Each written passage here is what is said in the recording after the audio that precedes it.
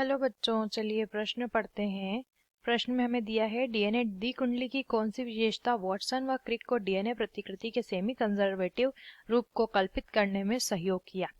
तो आइए यहाँ पे जानेंगे हमारे प्रश्न की मुख्य अवधारणा। हमारे प्रश्न की मुख्य अवधारणा क्या है, जान लेते हैं।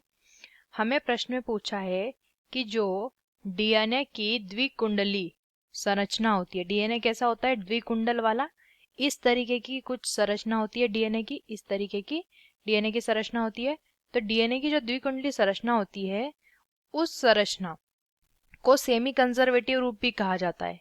सेमी कंजर्वेटिव जैसी संरचना आप देख सकते हैं, सेमी कंजर्वेटिव संरचना। तो डीएनए प्रतिकृति के लिए, डीएनए की जो प्रतिकृति होती है, प्रतिकृति के लिए इस सेमी कंजर्वेटिव रूप किस तरीके से सहायक होता है, किस तरीके से सहायक होता है, इसके लिए वाटसन व क्रिक दोनों वैज्ञानिक जिन्होंने डीएनए जो है उसकी संरचना को देखा, तो इन्होंने कौन सी उस विशेषता को देखा इस संरचना में जिससे पता लगता है कि डीएनए प्रतिकृति में यह संरचना सहायता होती है, वो विशेषता हमें बतानी है केवल। तो दोस्तों देखिए, डीएनए की द्विकुंडली संरचना देखिए हमने कैसी होती है। ये द्विकुंडली संरचना में दो रज्जुक होते हैं, दो रज्जुक होते हैं जो कि आपस में हाइड्रोजन बंध द्वारा जुड़े होते हैं।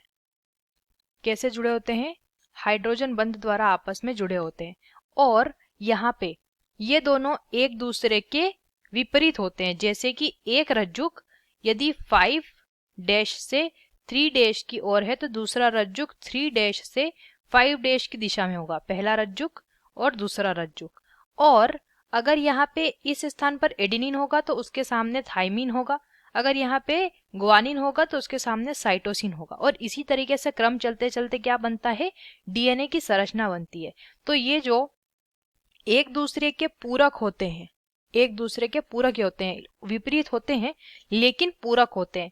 तो ये जो एक दूसरे के पूरक होने की जो विशेषता है, इसी वजह से डीएनए की प्रतिकृति में सहायता मिलती है। तो जो विशेषता है वो क्या है कि दोनों रज्जुक एक दूसरे के क्या होते हैं, पूरक होते हैं।